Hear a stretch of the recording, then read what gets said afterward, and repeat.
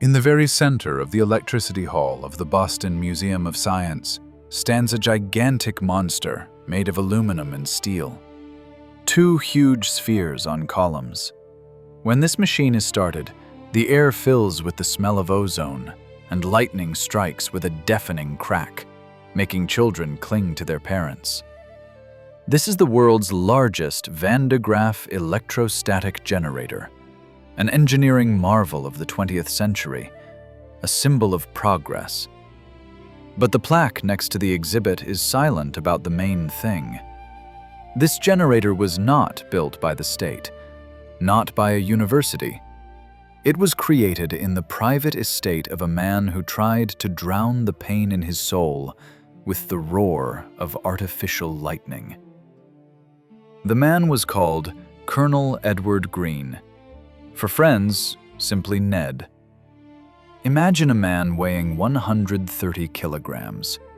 He rides around in a gold-inlaid car that in 1920 costs more than an entire block of residential buildings.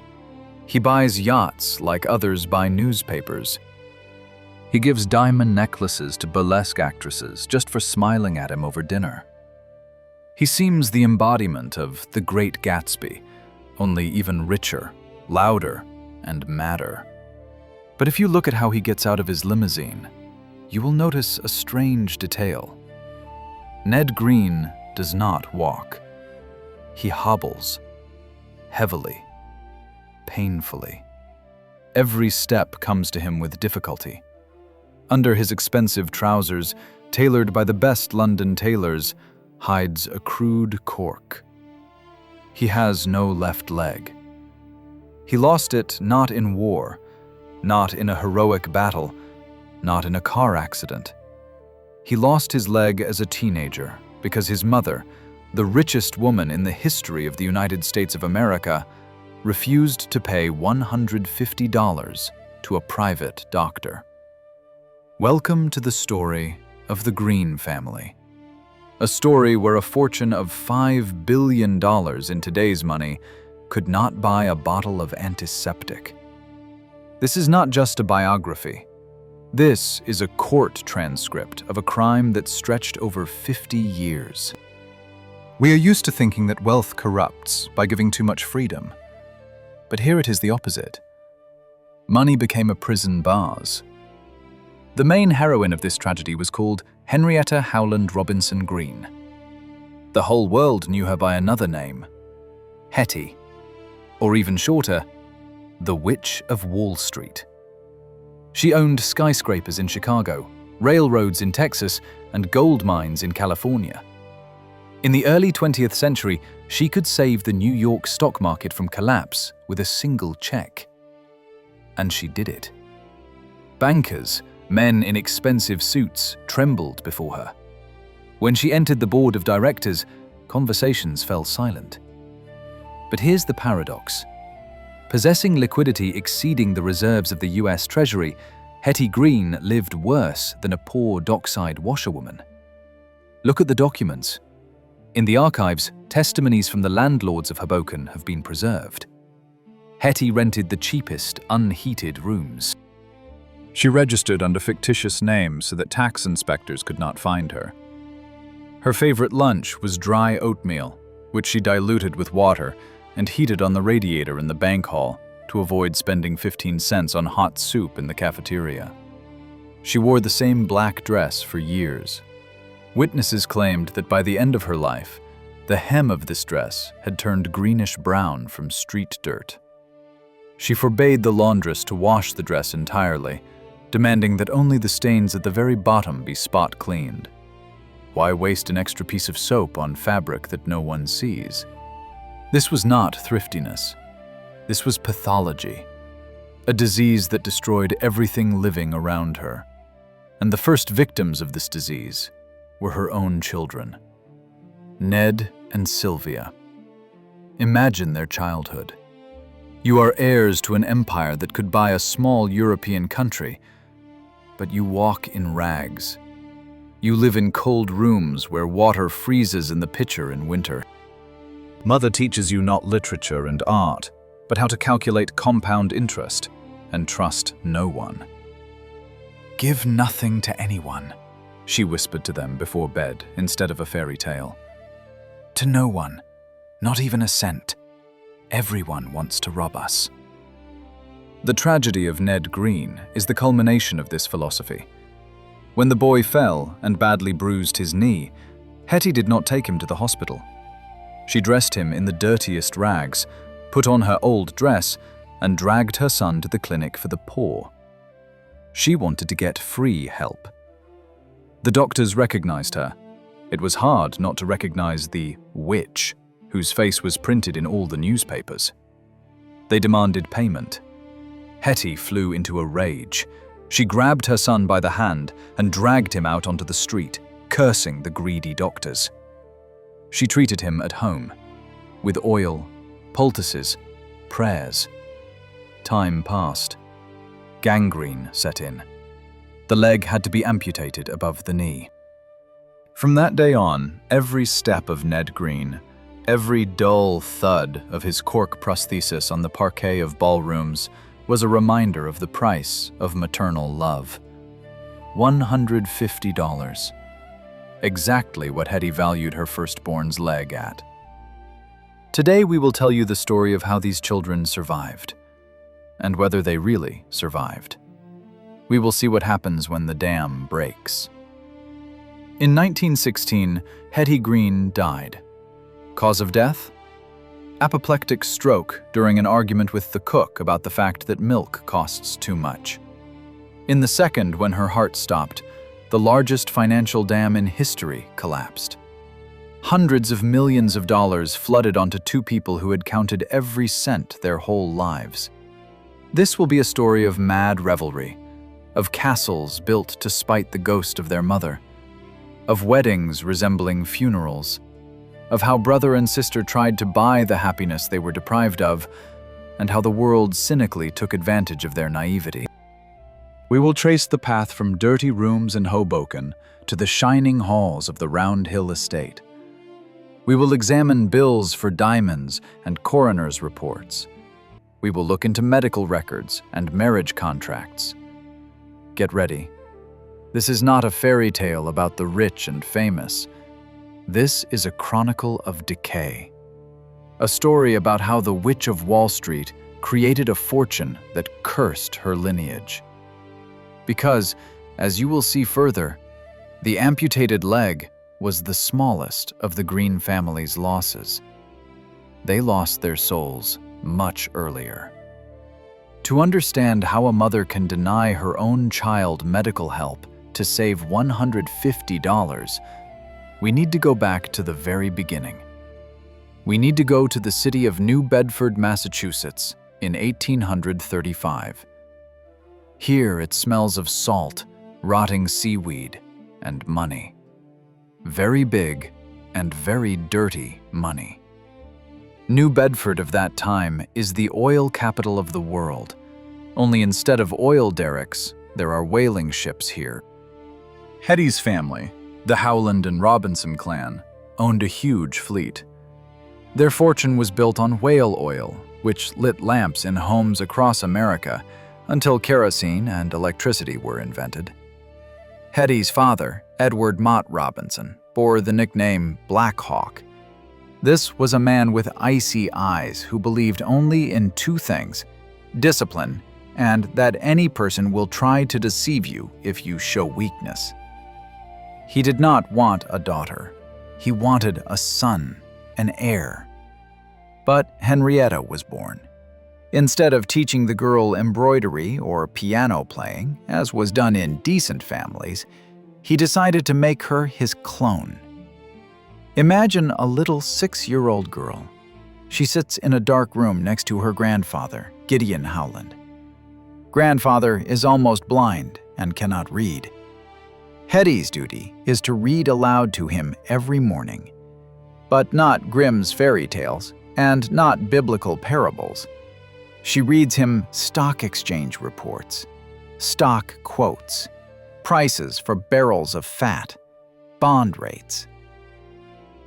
By the age of 8, Hetty Green already understood the difference between bulls and bears. By the age of 13, she was keeping the books for the family firm. While her peers dreamed of balls and suitors, Hetty dreamed of compound interest. One episode from her youth perfectly describes her entire later life. When Hetty turned 20, her father gave her $1,200, a huge sum at the time, to refresh her wardrobe. He wanted her to look presentable and find a rich husband. Hetty took the money, but she did not go to the dressmaker. She did not buy a single ribbon, a single dress. In her old clothes, she went to the bank and bought government bonds with the entire sum. Already then, she formulated a rule that would become law for her children. Things rot and lose value. Money, if invested properly, lives forever. But the real turning point in her psyche came after the death of her father and aunt. Hetty expected to inherit the entire Howland family fortune, about $2 million of that time.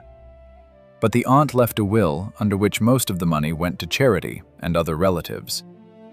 Hetty could not bear it. A lawsuit began that entered jurisprudence textbooks as Robinson v. Mandel. Hetty presented the court with another will, allegedly later, in which everything went to her. Experts of that time, armed with microscopes, proved the aunt's signature was forged. It was a crude tracing. Hetty lost the case. Her name was disgraced, but she managed to wrest her lawful share from her father and flee to New York. This moment forever cemented her paranoia.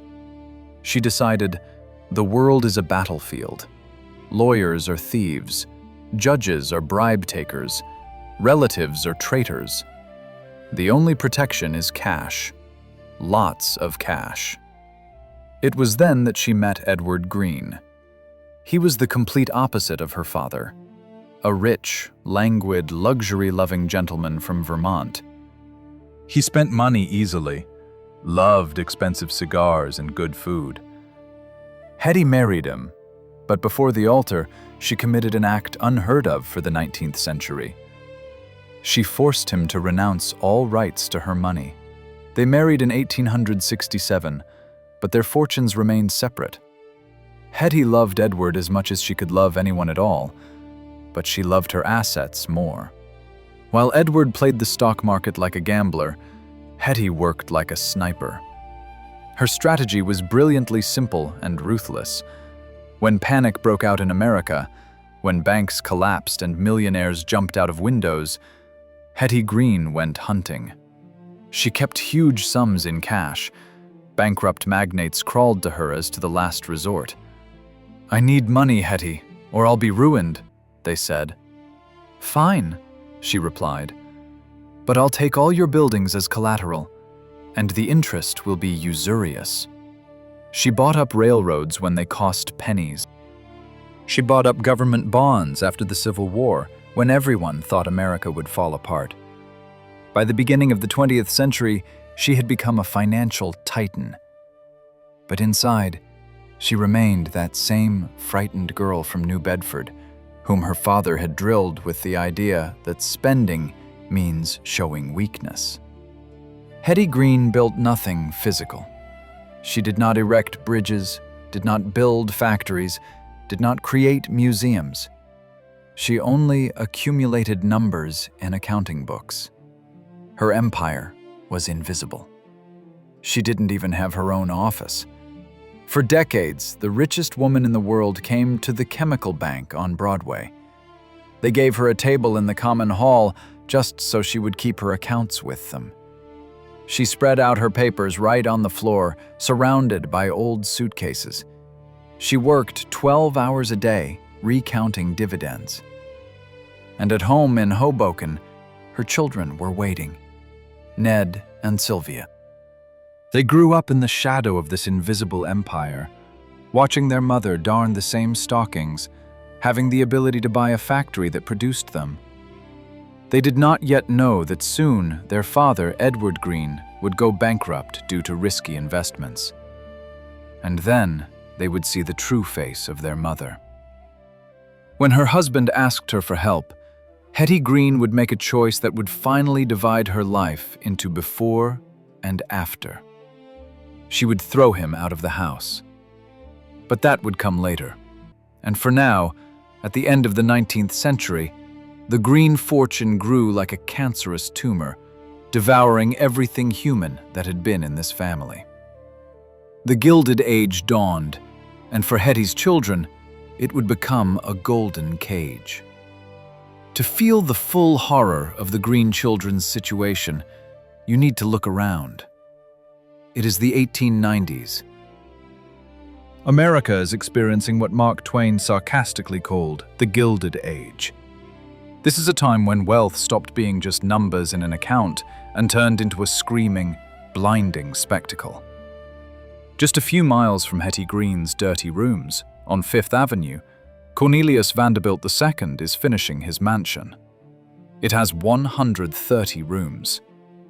His wife, Alice Vanderbilt, appears at a costume ball in an electric light dress that literally sparkles from built-in batteries, and her head is crowned with a diamond tiara. The Greens' neighbors, Astor, Rockefellers, Morgans, compete in madness. They host dinners where guests are handed cigarettes rolled from $100 bills, and in the center of the table, live swans hide in huge pies. Money flows like a river. New York's air is saturated with champagne and expensive perfumes. Now let's pan the camera to Sylvia and Ned. They are heirs to a fortune that surpasses the capital of many of these revelers. But their life resembles the existence of novices in a medieval monastery more than the life of the golden youth. Sylvia Green, a quiet, frightened girl, lives with her mother in a boarding house. She has no friends. She is forbidden to invite guests. Hetty instilled in her daughter that any man who looks at her is only hunting for their millions. Sylvia wears dresses remade from her mother's old things and shoes that pinch because Hetty bought them at a clearance sale of unsold stock. While her peers, the dollar princesses, go to Europe to marry British dukes, Sylvia learns to be invisible. She becomes her mother's shadow. Hetty even moved in with her daughter to a convent school to save on city rent, claiming it was safer that way. Imagine this surrealism. The richest woman in the world sleeps on a hard cot in a cell to avoid paying for a hotel. But with Ned, the situation began to develop differently. And here we see the first sprouts of the madness that will engulf him after his mother's death. Hetty, despite all her paranoia, understood. Her son needed a business. In 1893, she sent Ned to Texas. Of course, not to rest. She bought a bankrupt Texas Midland Railroad for next to nothing and put her son in charge of it. It was an exile, but Ned turned it into his kingdom. Finding himself 2,000 kilometers from maternal control, Ned Green breathed freely for the first time. In Texas, he got the nickname Prince of Terrell. He began to spend, first cautiously, using company money as representative expenses, then bolder and bolder. He turned a rundown branch into a model railroad, but not for profit, but for toys. He ordered a private car for himself, which he named after his idol, Jules Verne. Verne. It was a palace on wheels, mahogany, velvet, crystal. In this car, Ned, limping on his prosthesis, received politicians and businessmen. He understood an important thing that his mother denied. Money is social glue. If you pay for the drinks, people love you. If you give gifts, women smile at you. In Texas, Ned began to compensate for years of deprivation with food and women. He rapidly gained weight, his face became puffy, but he was happy. It was there that he met Mabel Harlow. Mabel was not a society lady. In police reports of that time, her occupation was described quite unambiguously. She was a prostitute. Loud, vulgar, cheerful, the exact opposite of Hetty Green. Ned fell madly in love with her. She became his housekeeper, and, in fact, his common-law wife. When rumors of this reached New York, Hetty flew into a rage. She called Mabel Miss Whore and threatened to disinherit her son. But Ned, being in Texas, felt safe. He learned to lie to his mother masterfully in letters, understating his expenses and hiding Mabel in distant rooms when Hetty threatened to come for an inspection. Thus, the Gilded Age facade of the Green family was formed. From the outside, everything looked respectable. Hetty, a financial genius saving banks. Ned, a successful railroad manager. Sylvia, a modest heiress. But inside, the structure had already rotted. Ned became a pathological liar and glutton, drowning the pain from childhood traumas with alcohol and shopping. Sylvia turned into a sociopath, afraid of her own shadow. And Hetty, aging, plunged deeper into the madness of miserliness, not noticing that she had lost connection with her children. She thought she was building a dynasty. In fact, she was building a prison from which her children dreamed of escaping. And the only way out for them was their mother's death. But before that moment, they had to go through one more humiliation. Hetty's attempt to buy them a place in high society that despised them. The 20th century was dawning, an era when the Greens' money would grow even larger, and the chasm between mother and children insurmountable. In the next part, we will see how the Witch of Wall Street tried to enter the social war with the New York elite, and how brutally she was rejected. New York, at the beginning of the 20th century, was not just a city. It was a battlefield, where blood was replaced by ink on checkbooks, and artillery salvos by invitations to balls. And in this war, Hetty Green had the most powerful arsenal, but she lost every battle. To understand the scale of the humiliation, you need to know the name of the main enemy. Her name was Caroline Astor, or simply Mrs. Astor. Mrs. Astor was the uncrowned queen of New York. It was she who coined the term the 400. Exactly that many people fit in the ballroom of her mansion. If you were on this list, you existed.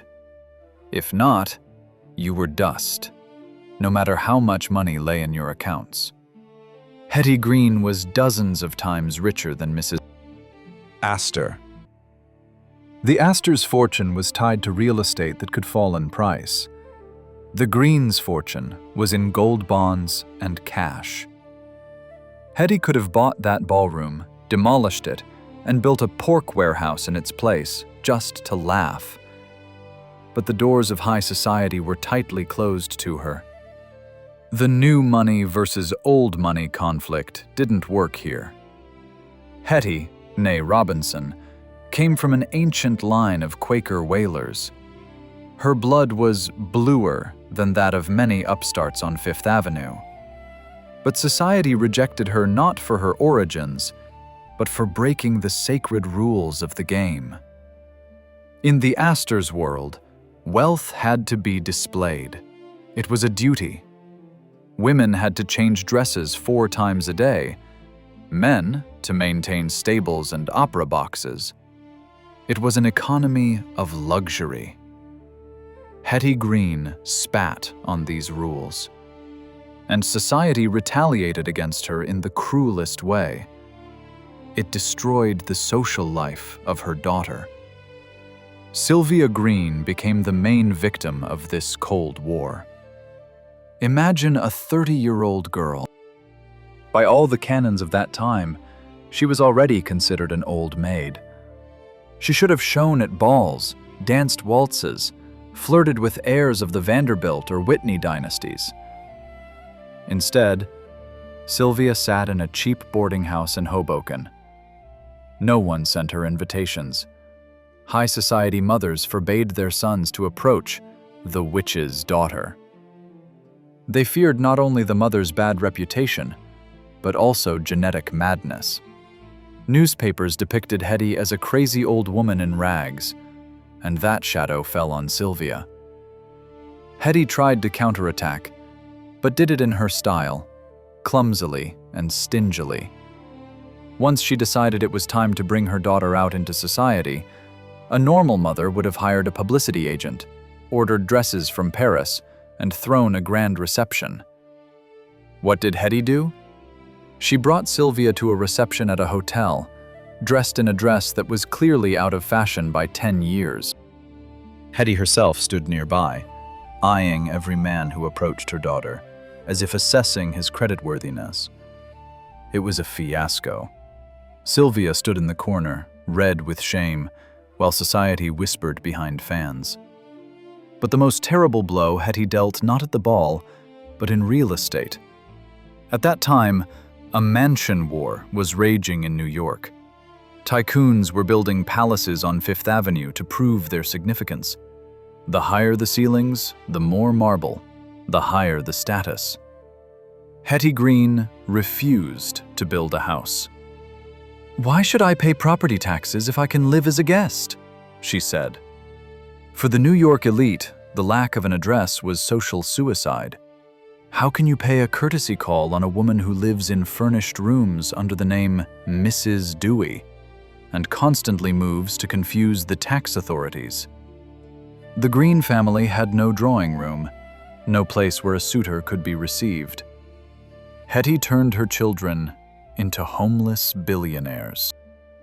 However, in 1907, the moment of truth came. A financial panic began. The stock exchange crashed.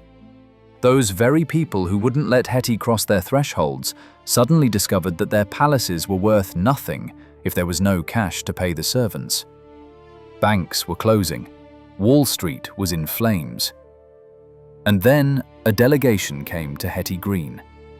Those same men in top hats who had turned up their noses at her old dress. They came to beg. She received them not in a gilded office, but in the bank hall, sitting among her trunks. The city of New York was on the brink of bankruptcy. City Hall could not pay salaries to police and teachers, and Hetty Green wrote a check. $1,100,000 to the city of New York. Then she issued loans to several brokerage houses, saving them from collapse. She saved the elite that despised her. But she did it not out of nobility. She demanded collateral. The city's best buildings, the mansions of her enemies, entire blocks passed under her control as security. "They laugh at my clothes," she once told a reporter. "But while they laugh, I write checks in their names." This was her victory. But it was a Pyrrhic victory for Sylvia. The mother proved her power, but finally cemented the family's status as outcast monsters. Now they were not just despised, they were feared. Sylvia was almost 40 years old. Chances for a marriage for love had vanished. Her beauty had withered in the stuffy rooms of Hoboken. Hetty realized, if society doesn't accept them voluntarily, they would have to buy a ticket in. And buy it literally, at list price. On the horizon appeared Matthew Astor Wilkes, a man with the right surname but empty pockets. The deal of the century was approaching, where the daughter would become a commodity and a title, the only way to wash away the stain of the Witch of Wall Street. In the early 20th century, transatlantic marriage became the main industry of the American elite. It was a cynical barter that no one even tried to hide. American industrialists, whose hands smelled of oil and steel, gave millions. Impoverished European aristocrats gave coats of arms, titles, and access to the king's court. Consuelo Vanderbilt wept when she was forcibly married off to the Duke of Marlborough. Her dowry of $2.5 million went to repair his ancestral castle Blenheim, where the roof was leaking. They called it the exchange of dollars for crowns. But Hetty Green, as always, went her own way. She didn't need a British duke with syphilis and debts. She needed a local trophy. She needed a surname that had closed doors to her for years. She chose Astor. The groom was named Matthew Astor Wilkes. He was the great-grandson of the legendary John Jacob Astor, America's first multimillionaire. This was that very old guard that despised Hetty. The irony was delightful. The Witch of Wall Street was buying a member of the enemy clan. But let's look at this love story through the prism of an accounting report, as Hetty herself did. The bride, Sylvia Green, was 38 years old. By the standards of the Edwardian era, deep old age for a first marriage. She was frightened, silent, and pathologically dependent on her mother. The groom, Matthew Wilkes, was 63 years old. He was a confirmed bachelor, known for his miserliness and eccentricities. This was not a meeting of two hearts. This was a merger of assets. Before allowing this wedding, Hetty Green conducted the toughest deal of her life. She had no intention of paying a cent for the Astor name. Usually, the bride's family provided a rich dowry. Hetty flipped the negotiation table. She forced the 63-year-old groom to sign a marriage contract that would have made any lawyer of that time's hair stand on end. The document stated in black and white, Matthew Astor Wilkes renounces all rights to Sylvia's inheritance. Neither during life nor after death would he receive a cent from the Green Empire. Moreover, Hetty broke one more tradition. She refused to pay the wedding $5,000 that were usually given to the groom for minor expenses. "He's rich enough as it is. Why does he need my money?" Hetty declared to the press. And Wilkes, who himself owned a fortune of $2 million, nothing compared to the Green capital, but enough for a comfortable life, agreed. Why? Perhaps he found a kindred spirit in Sylvia, equally lonely and downtrodden figure. Or maybe he was simply afraid to contradict Hetty. The wedding day, February 23, 1909, became the apotheosis of miserliness. Forget about the lavish Vanderbilt celebrations with thousands of orchids and oysters delivered on ice. The wedding of the heiress to the world's largest fortune took place in a modest house in Morristown, New Jersey. There was effectively no guest list, no reporters, no bridesmaids in silks. Sylvia walked to the altar not in a couture dress, but in a simple outfit that could have been worn to a Sunday service. She wore none of the famous Astor jewels. The only adornment was the fear in her eyes. Banquet? There was none. Hetty Green had no intention of feeding a crowd of idlers. There was a modest breakfast for the closest relatives. The menu has not survived, but knowing Hetty, one can assume that champagne did not flow like a river. This event looked not like a celebration, but like the transfer of a prisoner from one prison to another. Sylvia changed her surname from Green to Wilkes, but the leash remained the same. Now she had two overseers, her mother and her elderly husband. However, for Hetty, this was a triumph. She proved to New York that she could buy even an Astor, and at the same time protect her assets with a reinforced concrete contract. But while Sylvia disappeared into the shadow of her old husband, at the other end of the country, in Texas, her brother Ned watched this farce in horror. He understood. His mother would never allow him to marry Mabel, his beloved former prostitute. His sister's wedding became a signal for Ned. He realized that as long as his mother lived, he would never be officially happy. He continued his double life, making plans for the day when the witch would finally die. And that day was approaching.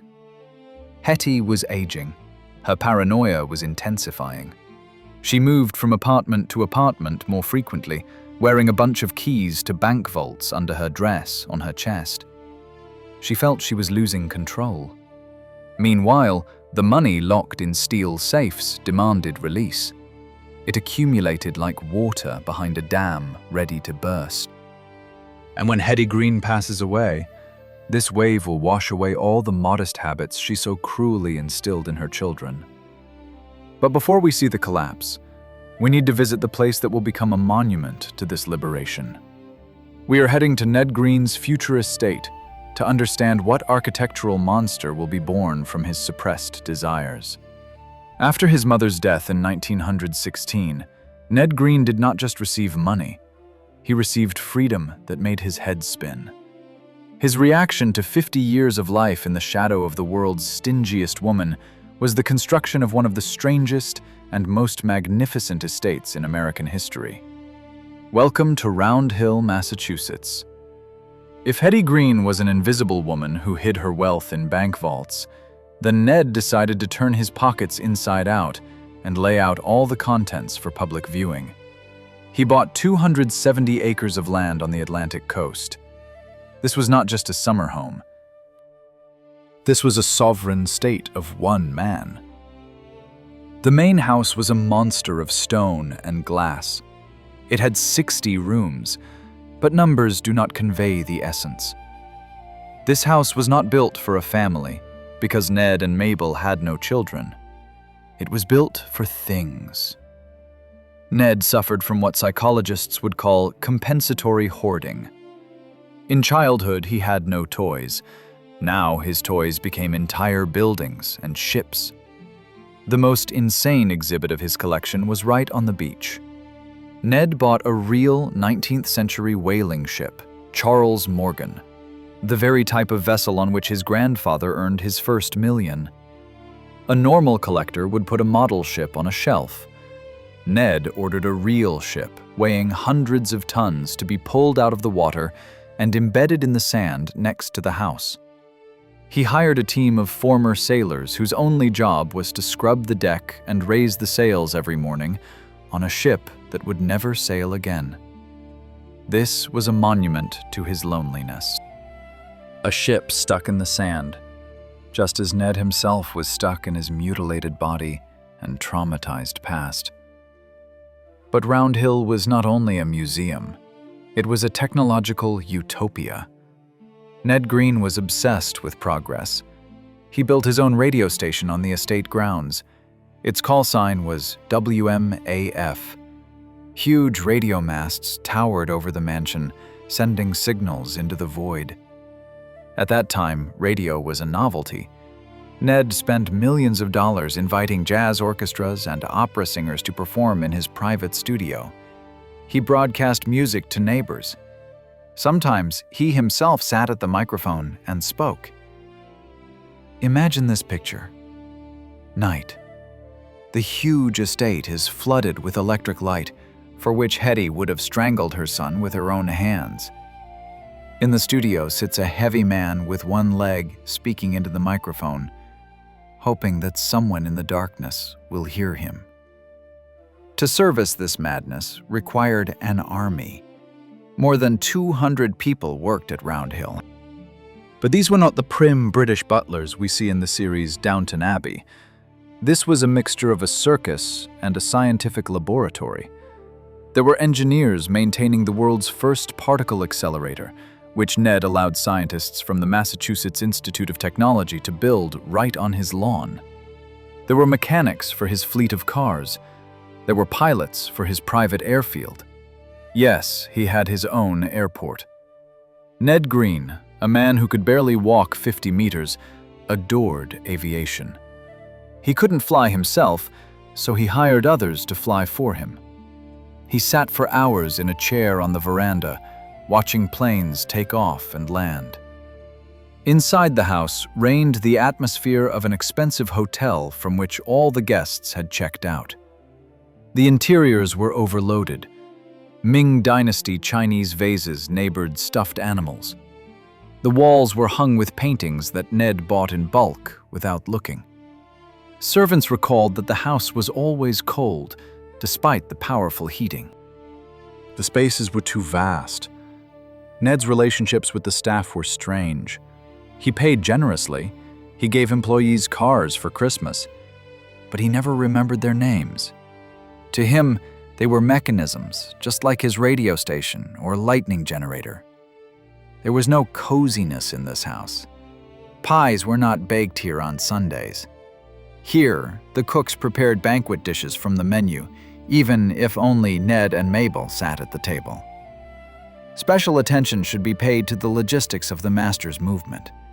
Due to the amputated leg and enormous weight, Ned could not walk around his estate.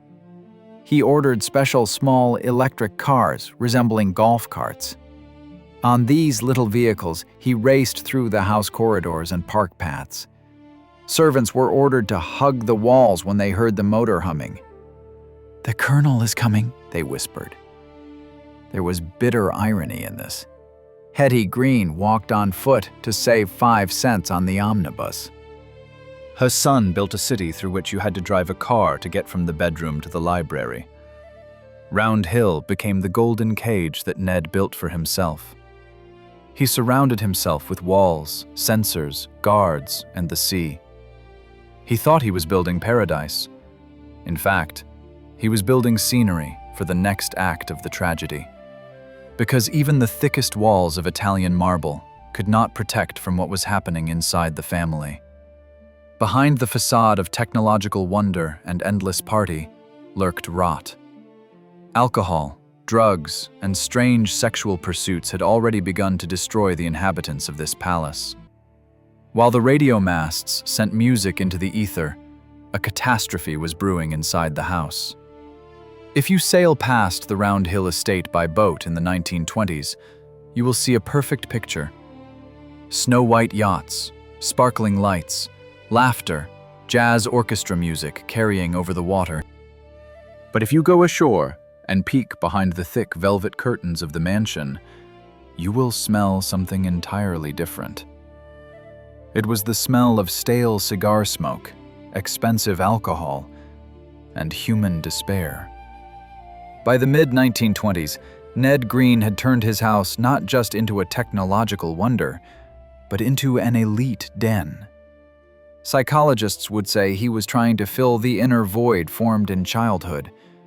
But the void was the size of the Grand Canyon, and Ned threw millions into it, trying to reach the bottom. His first addiction was pornography. While other magnates collected impressionists or rare manuscripts, Ned Green assembled one of the most extensive collections of erotica in the world. He had entire rooms filled with French postcards, the first underground erotic films, and literature of dubious content. This was not the hobby of a connoisseur. This was the voyeurism of a man who physically could not enjoy a full life. His body, weighing nearly 150 kilograms, and his missing leg, made him a prisoner of his chair. He could only watch. But it didn't stop at pictures. A strange category of guests appeared at Round Hill. Ned called them his wards. They were young girls, chorus line actresses, aspiring singers, just pretty high school girls from poor families. He housed them in the guest wings. He paid their bills. He gave them Tiffany jewels just for dining with him. Officially, this was charity. In reality, it was the purchase of an illusion of youth and love.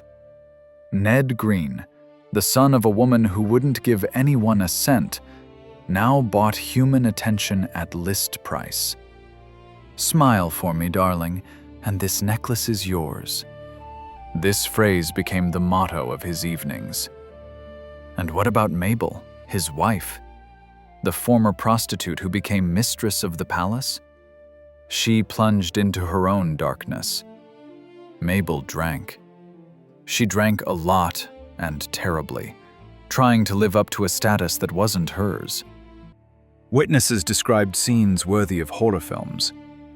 The lady of the house, draped in diamonds the size of quail eggs, staggered unsteadily through the halls, cursing the servants with profanity she had learned in Texas brothels. High society, which sometimes peeked into Round Hill out of curiosity, looked at it like a freak show. But if Ned's rot was loud and vulgar, then his sister Sylvia's rot was quiet and sterile. After the death of her old husband Matthew Wilkes in 1926, Sylvia was left alone. And it was then that the Hetty green gene awakened in her with monstrous force. Sylvia was richer than her brother. She had about $90 million in her accounts. But she began to turn into a ghost. She did not start buying up yachts. She began buying up castles. She was afraid of microbes. She was afraid of people. She was afraid that she would be killed for her inheritance. Her apartment on Fifth Avenue turned into a bunker. The windows were always curtained. The furniture was covered with white dust cloths, like in a house of the dead. Sylvia wore gloves so as not to touch door handles. She fired almost all the servants, leaving only the oldest and most trusted ones, whom she had known for decades. In her refrigerator, just like her mother's, there was often nothing but the simplest food: crackers, milk, eggs. A woman who could buy any restaurant chain in New York ate like a pensioner on Social Security. Sylvia's tragedy was that she voluntarily returned to that prison from which her mother's death had briefly released her. Only now, the jailer was herself. A chasm grew between brother and sister. Ned despised Sylvia's reclusiveness.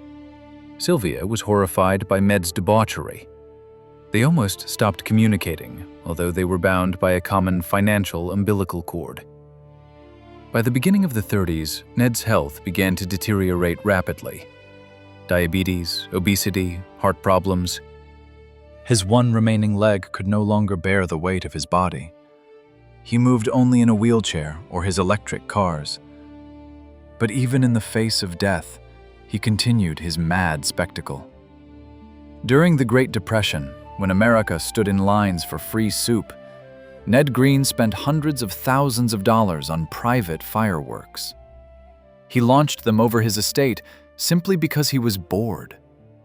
Local residents, who had lost jobs and homes, stood at the round hill fence and watched money explode in the sky. This no longer caused envy, but hatred. Sarcastic articles began appearing in newspapers. Journalists wrote that the son of the Witch of Wall Street turned out to be even worse than his mother. Hetty at least preserved the capital, while Ned burned it, spitting in the face of a starving nation. The facade cracked completely when the police began inquiring about the origins of some girls at his estate. The scandal was hushed up with money, but it became clear the party was coming to an end. The rot had eaten away at the foundation. Ned was a dying debauchee in a golden palace. Sylvia was a mad recluse in a dark apartment. Hetty Green's inheritance, which should have made them kings of the world, destroyed everything human in them. The final act remained: physical death. The moment when money finally loses its power over the body. And this moment came for Ned Green in 1936, launching a chain of events that would lead to the complete collapse of the dynasty. Death came for Edward Green, not in his Round Hill palace, among radio masts and whaling ships. It overtook him in an elite resort club on Lake Placid, New York State. It was June 8th, 1936. In the last days of his life, the Prince of Tyrrell presented a pitiful sight. Diabetes, triggered by years of gluttony, had destroyed his body. The heart, forced to pump blood through 130 kilograms of flesh, was giving out. His one remaining leg no longer obeyed. Around his bed bustled nurses, whom he paid a fortune, but who looked at him with professional indifference. Nearby was Mabel, his faithful companion from the brothel, who became his legal wife. But tension hung in the room, thicker than the smell of medicines. Everyone understood. As soon as this giant took his last breath, the war would begin. At the moment when the doctors recorded the death, Edward Green was 67 years old. He lived 14 years less than his mother, who ate dry oatmeal. Money bought him pleasures, but did not buy time. And it was here, by her brother's cooling body, that Sylvia took the stage. If you think that the sister rushed to the bedside, sobbing with grief, you do not know the Green breed well. Sylvia, who was already 65 years old by then, acted with the cold efficiency of a field commander. The first thing she did was take control of the documents. For Sylvia, her brother's death was not a personal tragedy, but an accounting problem. She always considered Ned a spendthrift who squandered the sacred maternal capital. Now her mission was to save what was left. She looked at Mabel not as a widow, but as a parasite that needed to be shaken off. The air smelled of lawyers. Sylvia knew. Mabel would try to sue for a third of the estate. Sylvia was ready to spend millions on attorneys just to not give that woman a cent more than what was stipulated in the marriage contract. But the real tragedy played out not in the deceased's bedroom, but in the Supreme Court of the United States of America. Ned Green's death provoked one of the most absurd and famous court cases in U.S. financial history, known as Texas v. Florida. All his life, Ned played the game his mother taught him: evade taxes. He masterfully juggled places of residence. In Texas, he said, "I'm here only for business. My home is in New York." In New York, he declared, "I live in Massachusetts, in Round Hill." In Massachusetts, he claimed, "I'm a resident of Florida. I have a bungalow there." While he was alive, this scheme worked. No state could prove he was its citizen, and Ned paid no income taxes anywhere. But when he died, leaving behind an estate of over $40 million, almost $1 billion in modern equivalent, the trap snapped shut.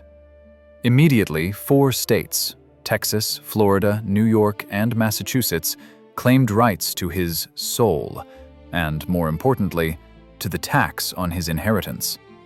Vultures descended on the corpse. Each state wanted a piece of the pie.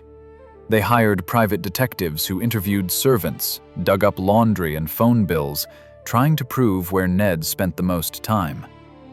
This was the ultimate humiliation. The Green family's private life, which Hetty had so fiercely protected, was turned inside out in the courtroom.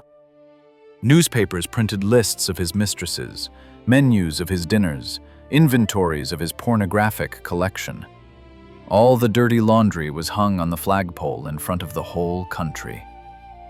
In the end, the Supreme Court ruled that Ned's permanent residence was Massachusetts. The state got its huge tax. The federal government took even more. Of Ned's $44 million estate, $37 million went to taxes. Ponder this figure: $37 million. Almost 85% of everything he had. The empire that Hetty Green collected penny by penny, denying herself hot food and medicine, was destroyed by a single stroke of a judge's pen. What Hetty sacrificed her son's leg, her daughter's health, and her own reputation for, simply dissolved into the state treasury. Sylvia watched this collapse in horror. For her, it was confirmation of all her mother's prophecies. The world wants to rob us. She received the remnants of her brother's estate, about $7 million. But along with the money, she received his things. And this became the final point in the history of Round Hill. Sylvia hated her brother's estate. She hated its scale, its vulgarity, its openness. As soon as the legal formalities were settled, she ordered the sale to begin. This was not just a sale of assets. This was a purge. Sylvia was ridding herself of memories of her brother like the plague. Unique collections of stamps and coins went under the hammer. Yachts were sold for next to nothing. The whaling ship Charles Morgan, Ned's pride, was transferred to a museum, the only noble gesture, but made more to avoid paying for its upkeep. The huge mansion stood empty. Sylvia returned to her dark apartment. Now she was the sole keeper of the flame, the last of the green line.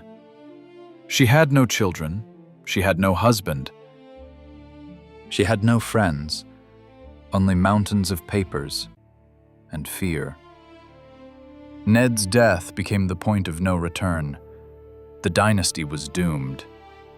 The blow dealt by the tax service showed that in the New World, the world of Roosevelt and the New Deal, Hetty Green's old methods no longer worked. Hoarding was meaningless if the state could take everything after your death. But Sylvia could not change. She locked herself in even tighter. The remaining 15 years of her life she devoted to sitting on chests of gold, waiting for the end. The sound of the auctioneer's gavel at the end of the 30s rang out like a funeral knell for the Green dynasty. What Hetty Green had collected, penny by penny, economizing on laundry and treatment, was now sold wholesale amid the indifferent hum of crowds in smoke-filled New York auction houses. After Ned's death and the catastrophic tax battle that claimed 85% of his fortune, Sylvia, the last of the line, made a decision that seemed like an act of revenge. She decided to erase her brother's memory from the face of the earth. She didn't need his palaces, his collections, his toys. She needed money. Clean, sterile numbers on paper.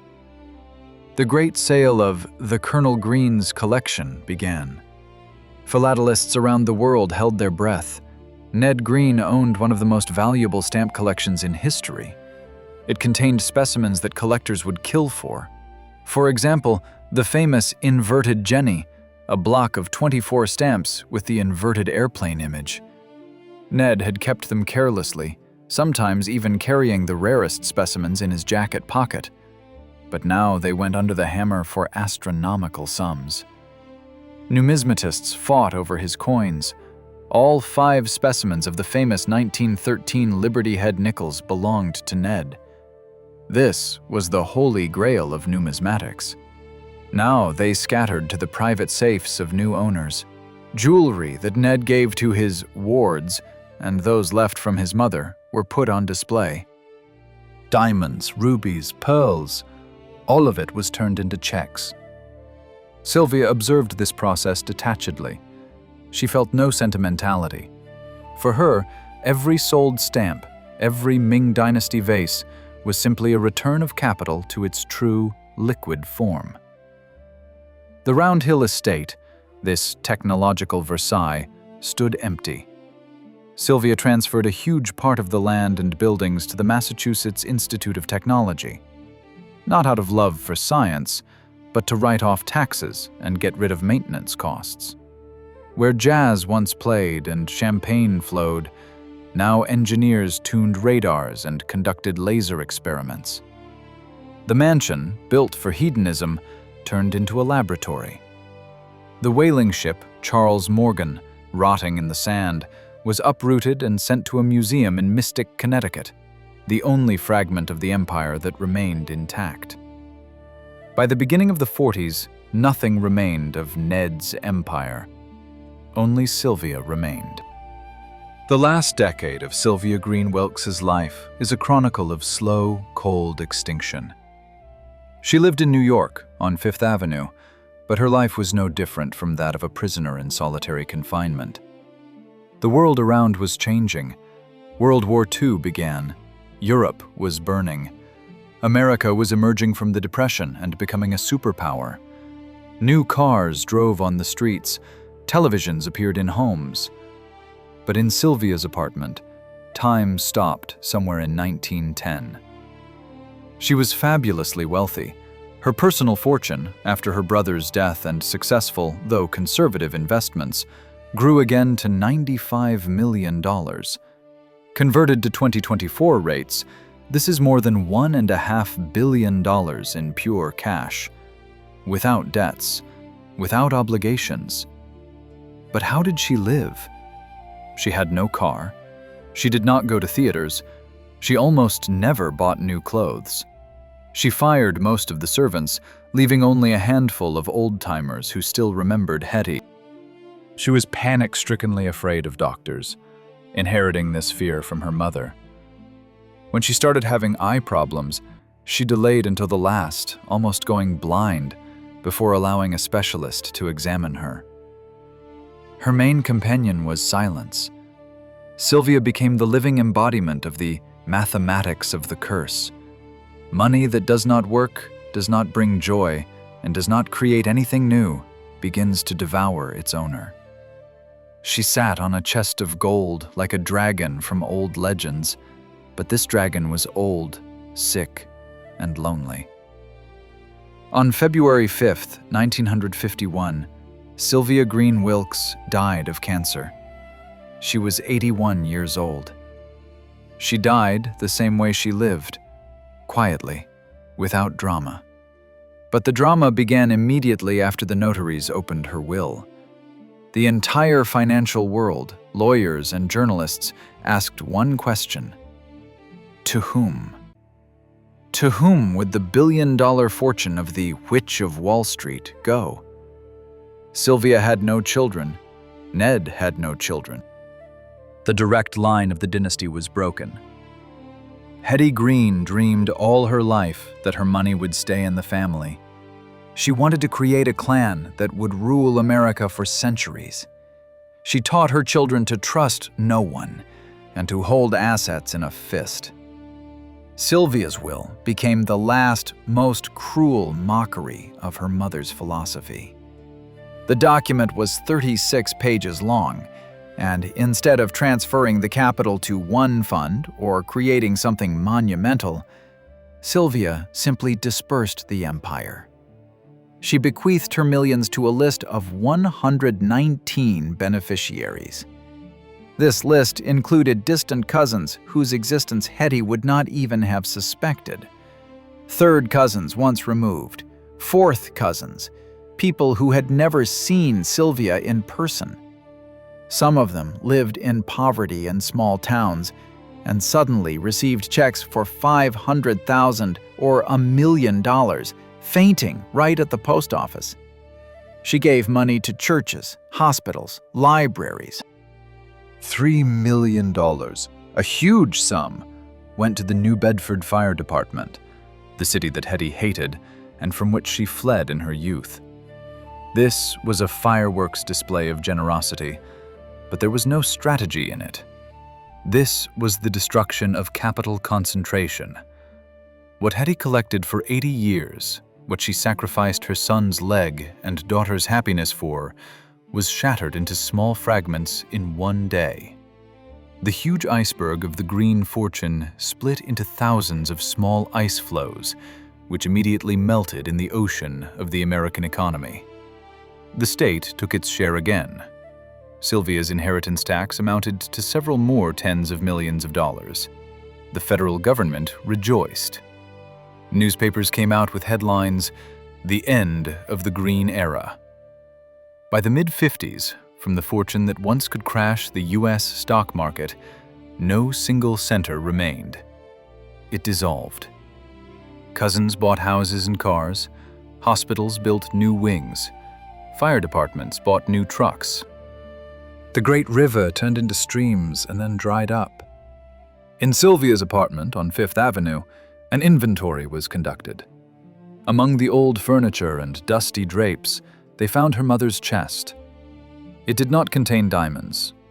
It contained pieces of cheap soap that Hetty had once stolen from hotels, and soap scraps that she dried to use again. This was all that remained of the philosophy of the world's richest woman. Soap scraps and $1.5 billion given away to strangers. The story has come to an end.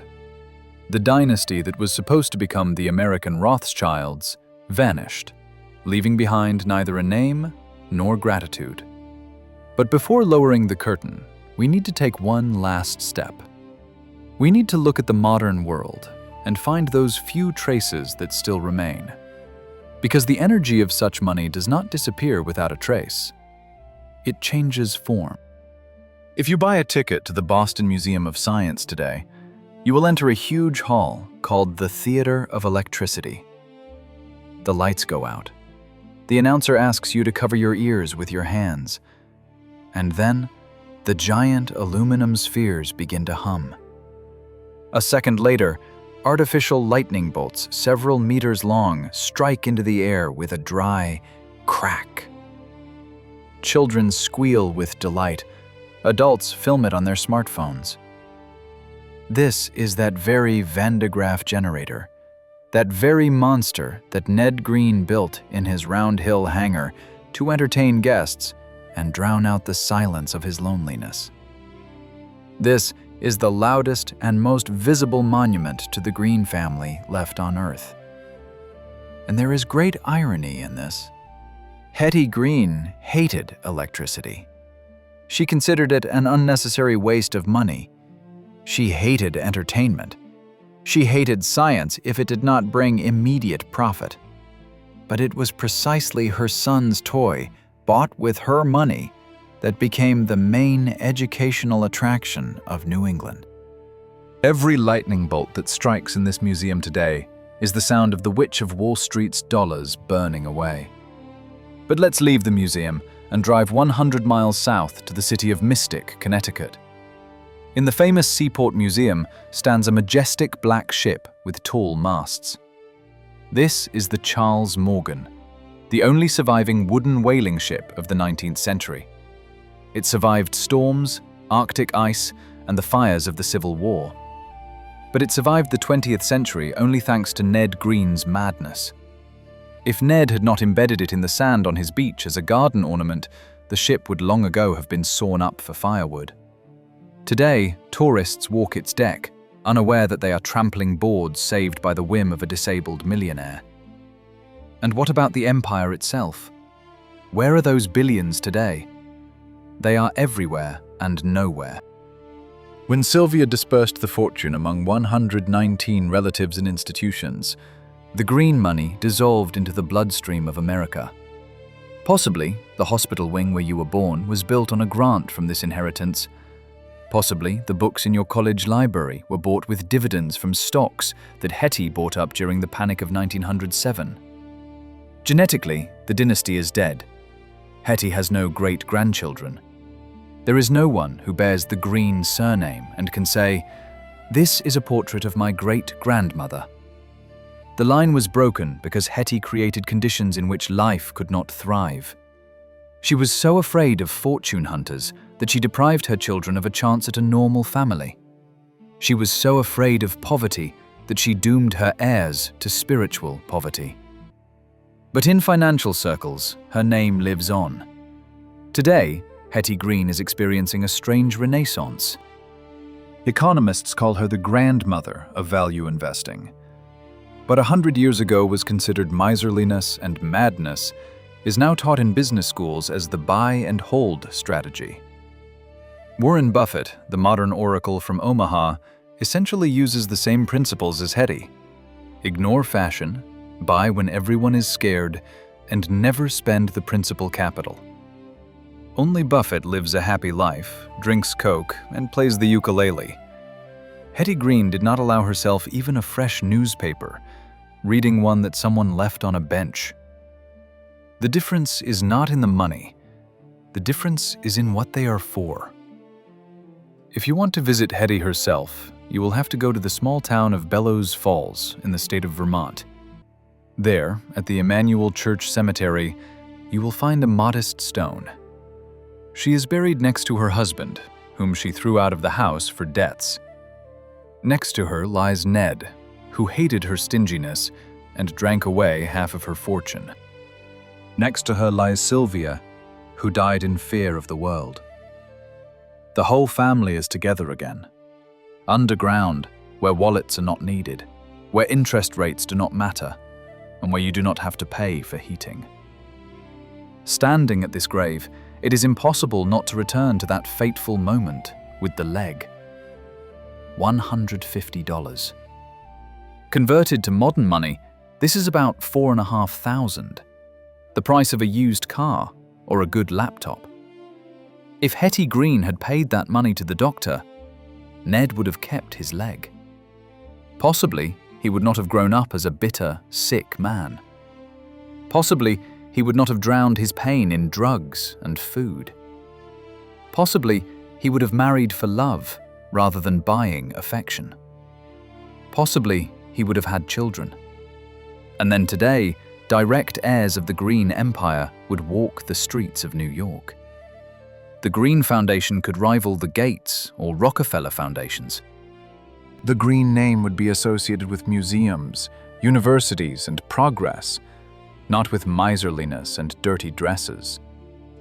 But Hetty Green saved $150, and this saving cost her everything. It cost her the future. In the ledger book of life, this was the most unprofitable deal in human history. Hetty Green won all battles with bankers, but lost the war with life itself.